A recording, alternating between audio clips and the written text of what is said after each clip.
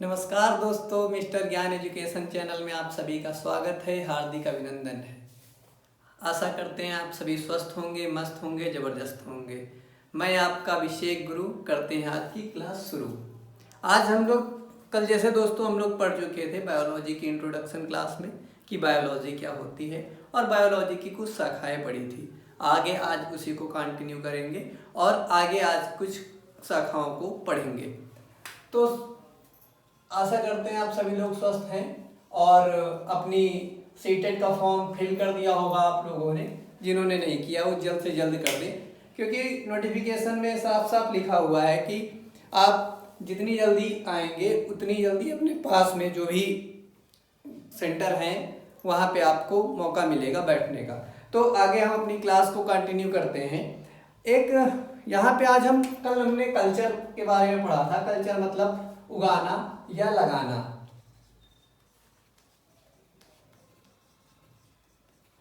आज आप लोगों ने जैसे कुछ पढ़ा होगा लॉजी। लॉजी मतलब अध्ययन करना।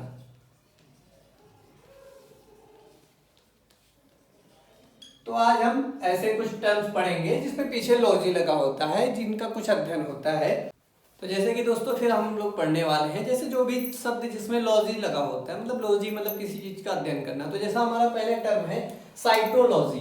तो यहाँ पे लॉजी का मतलब तो आपको पता ही है कि अध्ययन करना, लेकिन किसका अध्ययन करना? साइटो। तो आपने एक टर्म पढ़ी होगी साइटो, साइटोलॉजी। तो साइटो में सेल, सेल का मतलब क्या होता है? कोशिका। तो यहाँ पे हो जाएगा कोशिका मतलब कोशिका का अध्ययन। साइटो, साइटो मतलब सेल, सेल मतलब कोशिका, और लॉजी का मतलब हो गया अध्ययन, कोशिका का अध्ययन। और ये बहुत ही महत्वपूर्ण है, अधिकतर पूछा जाता है। तो हम जहां भी लिखा मिले हमें साइटोलॉजी, तो वहां पे देखेंगे साइटो मतलब सेल, सेल और लॉजी मतलब अध्ययन, तो कोशिका का अध्ययन। तो ऐसे ही हो जाता है एस्ट्रोलॉजी। लॉजी का तो मतलब पता ही है आपको, होता है अध्ययन, और एस्ट्रो तो आप जो एस्ट्रोलॉजिस्ट बैठे होते हैं जिनको आप दिखाते हैं हाथ अपना कि अब आपकी तकदीरें देखते हैं, एस्ट्रोलॉजिस्ट उन्हें बोलते हैं जो मतलब देखते हैं। और एस्ट्रोलॉजी में उसका अध्ययन किया जाता है, मतलब ज्योतिष का अध्ययन।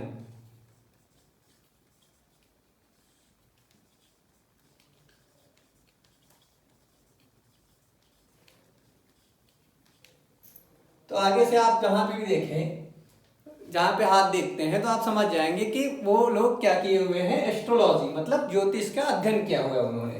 तो इसके बाद आता है हमारा एक टर्म ऑन्कोलॉजी। ऑन्कोलॉजी में क्या होता है कि मतलब कैंसर का अध्ययन करते हैं। जो कैंसर होता है उसका जो उसकी पढ़ाई होती है, मतलब कैंसर का अध्ययन।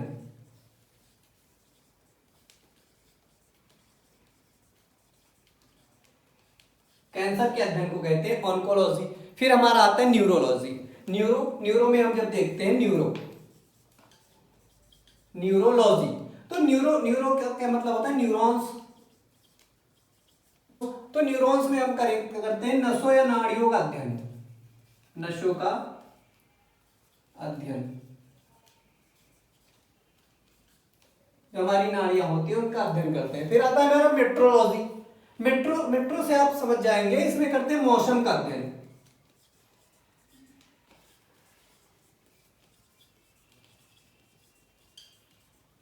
अब इसमें आप देखिए मान आ रहा है और इसमें भी मेट्रो आ रहा है, तो जहां पे मेट्रोलॉजी आएगा तो उसमें मतलब हो जाएगा मौसम का अध्ययन। उसके बाद हमारा आता है हिमेटोलॉजी। तो आप लोग जानते होंगे हिमेटोलॉजी। तो हिमेटोलॉजी में जब हीम देखेंगे, हीम का होता है मतलब हीमोग्लोबिन होता है जैसे। तो हीमोग्लोबिन में क्या होता है? ब्लड होता है। ब्लड का कितना है हमारा ये चेक करते हैं, इसकी जांच करते हैं, हीमोग्लोबिन की आप लोग जांच करवाते हैं। तो इसी में हिमेटोलॉजी होता है, मतलब रक्त का अध्ययन।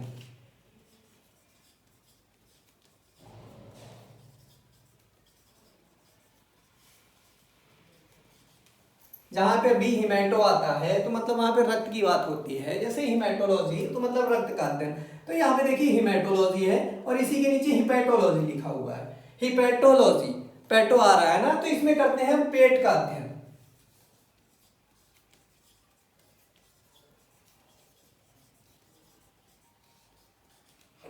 इसमें हिपेटोलॉजी आता है, पेट का अध्ययन होता है इसमें। इसको कैसे याद कर सकते हैं? यहाँ पे देखो पेट आ रहा है और यहाँ पे पेटो आ रहा है, हिपेटोलॉजी। तो इसमें करते हैं हम पेट, पेट मतलब पेट यानी लीवर। अब आता है हमारा कार्डियोलॉजी। कार्डियोलॉजी में हम आ जाता है, कार्डियो मतलब हृदय, जो हमारा धक धक करता है, तो हृदय का अध्ययन करते हैं कार्डियोलॉजी में।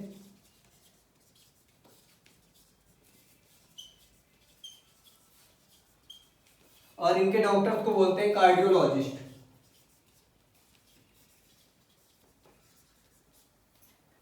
मतलब जो कार्डियोलॉजी होता है उसमें कार्डियोलॉजिस्ट होते हैं जो इसी के डॉक्टर्स होते हैं। उसके बाद हमारा आ जाता है नेफ्रोलॉजी। नेफ्रोलॉजी मतलब नेफ्रॉन, नेफ्रोलॉजी में हम करते हैं, नेफ्रोलॉजी में करते हैं हम किडनी का अध्ययन।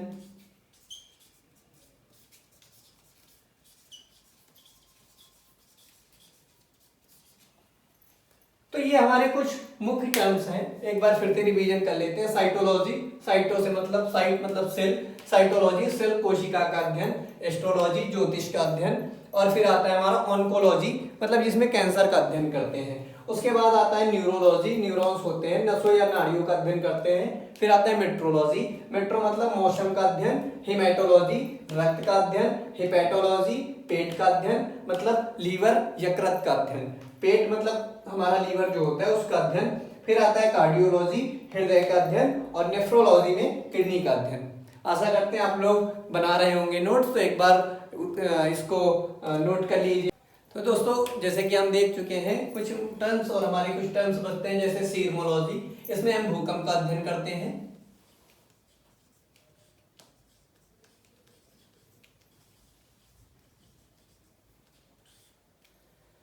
सीरमोलॉजी भूकंप का अध्ययन। ओडोंटोलॉजी, ओडोंटोलॉजी में हम करते हैं दांतों का अध्ययन।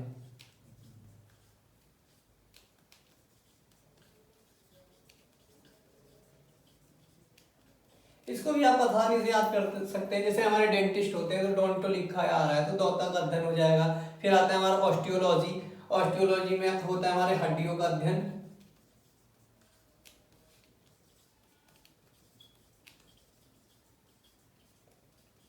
अब आप लोग जानते हैं कि हिंदी में हड्डियों को अस्थियां कहते हैं, तो यहाँ से देख सकते हैं ऑस्टियो, ऑस्टियो मतलब अस्थियों, इससे मिल रहा है तो हम आसानी से याद कर सकते हैं कि ऑस्टियोलॉजी मतलब हड्डियों का अध्ययन। फिर हमारा आ जाता है माइकोलॉजी, माइकोलॉजी में हम कवकों का अध्ययन करते हैं।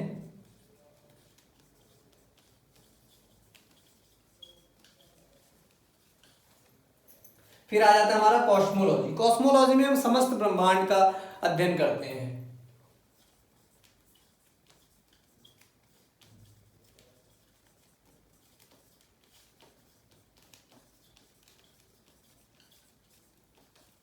और हमारा है हिप्नोलॉजी, हिप्नोलॉजी में नींद का अध्ययन करते हैं।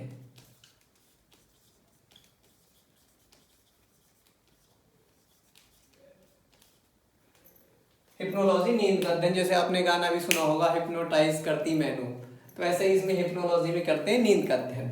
तो अब जैसे हमने जो आपको कुछ टर्म्स बताई हैं इसमें से बहुत ही इंपॉर्टेंट होती हैं, और अधिकतर आगामी परीक्षाओं में शायद इसमें से आपको एक दो देखने को मिल जाए, और आशा करते हैं जो भी आपको बताई गई हैं आप याद करेंगे और नोट्स में अपनी लिख लेंगे।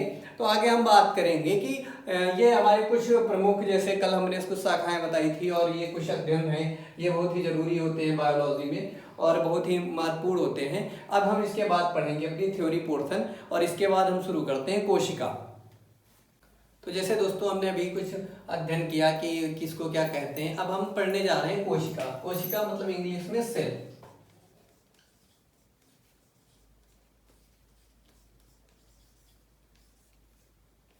तो हम देख लेते हैं पहले कि सेल कहते किसे हैं, और ये शब्द कहाँ से आया और सेल का क्या मतलब होता है असल में। तो कोशिका सर्वप्रथम सबसे पहले इसको ऑस्कर हर्टवर्ग, ऑस्कर हर्टवर्ग सर्वप्रथम कोशिका शब्द का नाम जो है वो ऑस्कर हर्टवर्ग जी ने दिया है। तो इसको आसानी से याद कर सकते हैं हम कि जैसे फिल्मों में ऑस्कर मिलते हैं, तो जैसे ऑस्कर मिलते हैं तो समझ लीजिए कोशिका को भी ऑस्कर मिला, तो उसी प्रकार ऑस्कर हर्टवर्ग ने सबसे पहले इसका नाम दिया। और कोशिका का क्या काम होता है, कोशिका क्या होती है, तो कोशिका हमारे शरीर की सबसे छोटी इकाई होती है।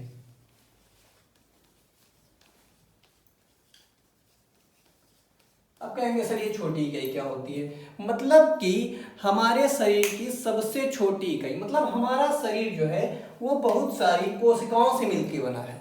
हमारा शरीर का निर्माण कैसे होता है वो हम समझ लेते हैं। तो सबसे पहले हमारे शरीर में कोई भी जब शरीर का निर्माण होता है तो सबसे पहले कोशिका होती है।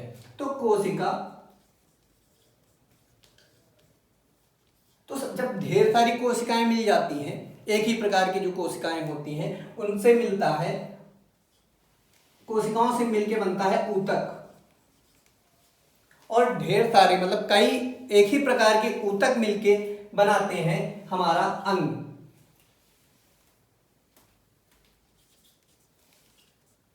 अब हमारा अंग बन गया। सबसे पहले कोशिका बनी, कई सारी कोशिकाएं मिलके ऊतक बनाती हैं, फिर ऊतक कई सारे मिलके अंग बनाते हैं, अंग कई सारे मिलके तंत्र बनाते हैं। अब कहेंगे सर ये तंत्र क्या होता है? मतलब तंत्र जो होते हैं हमारे शरीर के सिस्टम, मुख्य रूप से 11 सिस्टम होते हैं और इन 11 तंत्रों से मिलके हमारा शरीर बनता है, शरीर या जीव। तो हमारे शरीर का निर्माण इस प्रकार से होता है कि सबसे पहले कोशिका, फिर कोशिकाएं, कई सारी कोशिकाएं मिलके ऊतक बनाती हैं, कई सारे ऊतक मिलके अंग बनाते हैं, कई सारे अंग जब मिलते हैं तो एक तंत्र का निर्माण होता है, जैसे वस्कुलरिटी सिस्टम, मतलब कई सारे सिस्टम होते हैं, तंत्र होता है, श्वसन तंत्र, ये सब सारे तंत्र मिलते हैं। और जब ये 11 तंत्र मिल जाते हैं, ये मानव शरीर की बात है, तब फिर जाके तंत्रों से मिलके एक शरीर का निर्माण होता है। ये जो 11 तंत्र होते हैं ये मानव शरीर के होते हैं। तो इस प्रकार से हमारी कोशिका का निर्माण होता है, मतलब इस प्रकार से हमारे शरीर का निर्माण होता है और यही होता है कोशिका। तो कोशिका की मतलब एक सबसे सरलतम अगर देखी जाए कि परिभाषा क्या होती है, तो इसकी परिभाषा सबसे सरल शब्दों में होती है संरचनात्मक प्लस क्रियात्मक। संरचनात्मक और क्रियात्मक इकाई ही जो है हमारी कोशिका कहलाती है। अगर इसे पूछे कि आपकी कोशिका का क्या कार्य है, तो समझ लीजिए संरचनात्मक प्लस क्रियात्मक। क्रियात्मक इकाई होती है कोशिका। सबसे पहले इसका नाम जो है ऑस्कर हर्टबर्ग ने दिया। और इसकी खोज की जब बात आती है कि इसकी खोज किसने की, बहुत बार प्रश्न पूछा जाता है। तो इसकी खोजकर्ता जो है, इसको खोजा जिन्होंने, रॉबर्ट हुक। लेकिन बच्चों कई बार पूछ लेता है कि जीवित कोशिका को खोज करने वाले के वैज्ञानिक का क्या नाम है। तो इन्होंने जो खोज की वो मृत कोशिका की खोज की थी, इन्होंने जो खोज की। और इसके बाद जिन्होंने जीवित कोशिका की खोज की उनका नाम है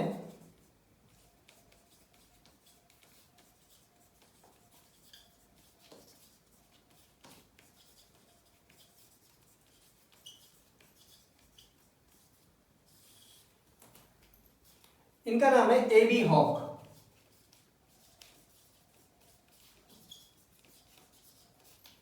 तो अगर हमें पूछे कि कोशिका की खोज किसने की, केवल कोशिका लिख के आए तो हम रॉबर्ट हुक को टिक करेंगे। और जब पूछ ले जीवित कोशिका के खोजकर्ता का क्या नाम है, तो एबी हॉक है। और इनका पूरा नाम है एंटोनी वॉन लीवेन हॉक। तो अगर इसको भी याद करने का सरल तरीका, अगर आपसे कभी पूछे कि कोशिका की खोज मृत कोशिका, तो देख लीजिए हुक लिखा हुआ है। और जैसे ही आ जाती है हमारी जीवित कोशिका तो आ जाता है हॉक। तो एंटोनी वॉन लीवेन हॉक, इन्होंने जीवित कोशिका की खोज की और इसकी खोज रॉबर्ट हुक ने की। तो दोस्तों जैसे आपने पढ़ा कि रॉबर्ट हुक जी ने जो है कोशिका की खोज की थी, उनकी किताब का नाम लिख लेते हैं हम। इनकी बुक का क्या नाम है? इनकी बुक का नाम है माइक्रोग्राफिया। ये भी बहुत महत्वपूर्ण है, आप लोग नोट कर लेंगे।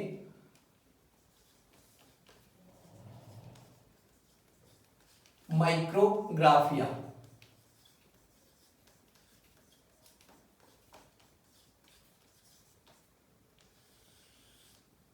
रॉबर्ट हुक जी की पुस्तक है जो माइक्रोग्राफिया है। और इसके बाद हम बात कर लेते हैं कि कोशिका के अध्ययन को क्या कहते हैं। जैसे अभी आप लोगों ने पढ़ाई था साइटोलॉजी। साइटोलॉजी, साइटोलॉजी मतलब कोशिका का अध्ययन। लॉजी का मतलब आपको पता ही है कि अध्ययन होता है, और साइटोलॉजी जब आ जाए तो कोशिका का अध्ययन, मतलब कोशिका का संपूर्ण अध्ययन जो है हम साइटोलॉजी के अंतर्गत करते हैं। अब अगर हम बात कर लेते हैं फादर ऑफ इंडियन साइटोलॉजी, मतलब भारतीय कोशिका के जनक किसे कहा जाता है, तो उनका नाम है A.K. शर्मा। A.K. शर्मा जी जो है वो भारतीय कोशिका के जनक कहे जाते हैं। तो इनका फादर ऑफ इंडियन साइटोलॉजी,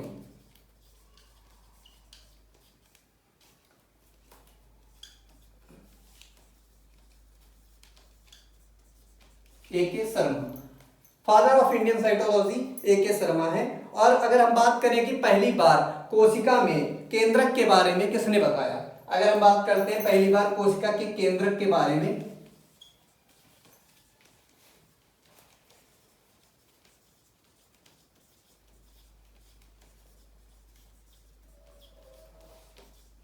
सबसे पहले इसके बारे में रॉबर्ट ब्राउन जी ने बताया। रॉबर्ट ब्राउन जी ने कोशिका के केंद्रक के बारे में बताया, कोशिका में एक केंद्रक होता है उसी के बारे में बताया गया है रॉबर्ट ब्राउन जी के द्वारा।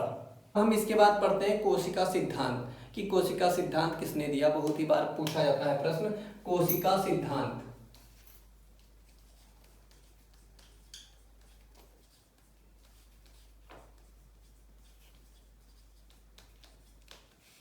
इसको दो वैज्ञानिकों ने, स्लाइडेन और स्वान, स्लाइडेन और स्वान नामक वैज्ञानिकों ने इस सिद्धांत को दिया। अब कहेंगे कोशिका सिद्धांत क्या होता है, मतलब एक जो कोशिकाएं होती हैं एक सिद्धांत पे कार्य करती हैं, जो मतलब इसका होता है कि सभी जीव कोशिका के बने होते हैं, सर्वप्रथम बात इन्होंने बताई। उसके बाद इन्होंने बताया कि इस जो कोशिकाएं होती हैं वो संरचनात्मक प्लस क्रियात्मक होती हैं। तो पहला पॉइंट हम देख लेते हैं, क्या होता है कि सभी जीव कोशिका के बने होते हैं। जैसा कि आपको बताया ही था कि शरीर का निर्माण जो है वो सर्वप्रथम कोशिका द्वारा होता है, तो सभी जीव कोशिका के बने होते हैं। उसके बाद दूसरा पॉइंट है यह संरचनात्मक प्लस क्रियात्मक होती है। अब पूछेंगे सर आपकी ये संरचनात्मक और क्रियात्मक क्या है, इसका मतलब ये होता है कि जो भी कोशिका होगी, ऐसा नहीं कि दूसरे टाइप की कोशिका मिलके एक ऊतक का निर्माण करे, कोई भी जो कोशिका होती है उसकी संरचना एक ही तरह की होगी और उनका कार्य भी एक ही तरह का होगा, तभी वो दोनों मिलके मिलती हैं और एक ऊतक का निर्माण करती हैं। तो इसीलिए इसका सिद्धांत भी है कि ये संरचनात्मक और क्रियात्मक होती हैं। और इसके बाद हम थर्ड पॉइंट पढ़ते हैं कि जो सभी कोशिकाएं होती हैं वो अपनी पूर्ववर्ती कोशिकाओं के बनी होती हैं। सभी कोशिकाएं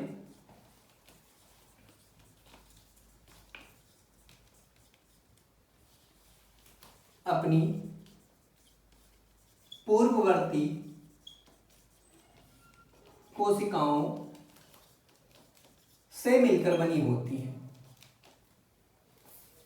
इसका मतलब होता है कि ये अपने पूर्वजों, मतलब इन जो कोशिकाएं होती हैं ये अपने पूर्वजों से मिलकर बनी होती हैं।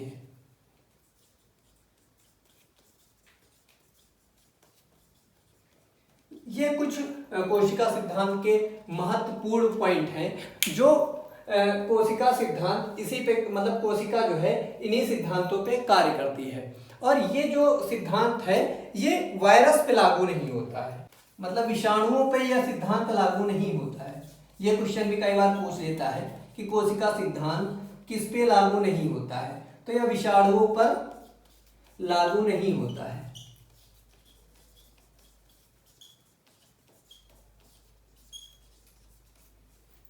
तो आशा करते हैं आप लोग समझ पाए होंगे कि कोशिका सिद्धांत किसे कहते हैं। एक बार फिर से पढ़ लेते हैं कि सभी जीव कोशिका के बने होते हैं, ये तो आपको भली भांति पता है।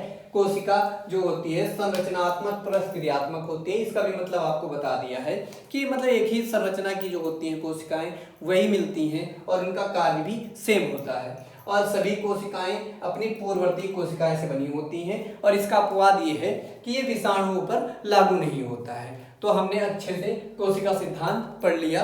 तो दोस्तों हम लोगों ने कोशिका सिद्धांत पढ़ लिया और आपको जरूरी सूचना देना चाहेंगे कि हमारी क्लास जो है प्रतिदिन सोमवार से लेके शनिवार तक आपको मिलेगी और शाम को 5 बजे हमारे YouTube चैनल मिस्टर ज्ञान एजुकेशन चैनल पे प्राप्त होगी आपको, वहीं से आप इसे देख पाएंगे। और अगर अपने दोस्तों के साथ साझा करना चाहें तो इसे साझा करिए, शेयर कर दीजिएगा क्लास को और सभी लोग अगर पसंद आ रही हो क्लास तो लाइक एंड सब्सक्राइब कर दीजिएगा, क्योंकि आपका एक लाइक हमें थोड़ा और बेहतर करने का प्रेरणा देता है। तो आगे हम पढ़ते हैं कि कोशिकाएं जो हमारी हैं, कई बार क्वेश्चन पूछता है सबसे बड़ी कोशिका सबसे छोटी कोशिका, तो इसे देख लेते हैं कि हमारी जो सबसे बड़ी कोशिका होती है कौन सी होती है। हम ये बात करेंगे कि विश्व में पहले हम बात करेंगे विश्व में सबसे बड़ी कोशिका सबसे छोटी कोशिका, उसके बाद पढ़ेंगे कि हमारे मानव शरीर में सबसे बड़ी कोशिका और सबसे छोटी कोशिका कौन सी है। तो हम पहले बात कर लेते हैं विश्व में। आप लोग नोट्स अच्छे से बना रहे होंगे ये आशा करते हैं, इसलिए आपके लिए अच्छे से हम लिख देते हैं विश्व में सबसे बड़ी व छोटी कोशिका।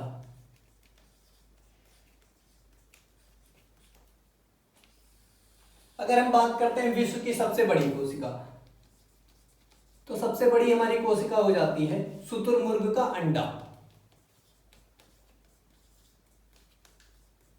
शुतुरमुर्ग का जो अंडा होता है वो एक कोशिका होती है और वो सबसे बड़ी, विश्व की सबसे बड़ी कोशिका होती है।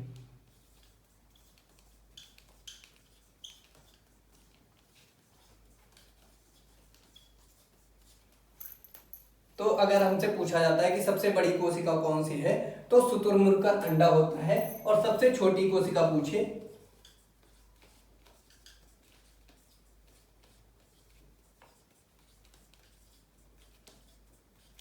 तो वो होती है जीवाणु।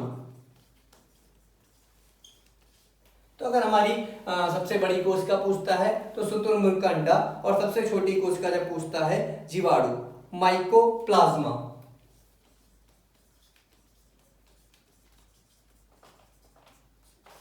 ये हो गई हमारी सबसे बड़ी और सबसे छोटी कोशिका। लेकिन अब परीक्षाओं में इतना आसान क्वेश्चन अब अधिकतर नहीं पूछता है, वो अब हमारे शरीर का जैसे पूछता है। तो हमारे ह्यूमन बीइंग में सबसे बड़ी और सबसे छोटी कोशिका कौन सी है एक बार बता देते हैं आपको। मानव शरीर में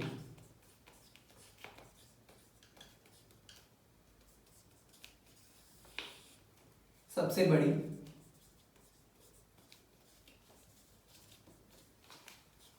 सबसे छोटी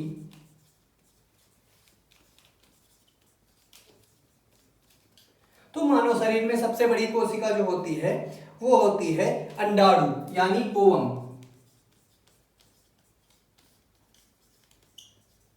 ओवम फीमेल्स में होता है,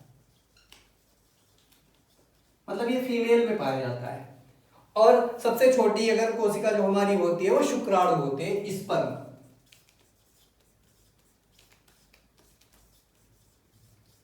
ये हो गई हमारी सबसे बड़ी और सबसे छोटी आकार में कोशिकाएं। लेकिन अगर हमसे पूछ लेता है सबसे लंबी कोशिका,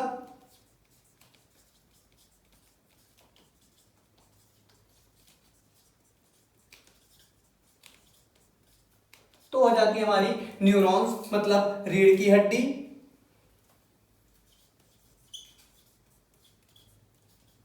ये हो जाता है हमारा न्यूरॉन यानी रीढ़ की हड्डी। सबसे बड़ी कोशिका मतलब सबसे लंबी कोशिका, सबसे बड़ी कोशिका तो हमारी अंडाणु हो गई जो ओवम कहलाती है मतलब इंग्लिश में, और ये फीमेल्स में होती है। सबसे छोटी शुक्राणु हो गई, सबसे लंबी कोशिका हो गई हमारी न्यूरॉन। और हम जब अगर बात करते हैं कि सबसे ज्यादा पुनर्दुभावन की क्षमता किसमें होती है, मतलब ये कि रीजनरेशन सबसे ज्यादा कौन सी कोशिका में होता है, तो हम पढ़ लेते हैं सबसे ज्यादा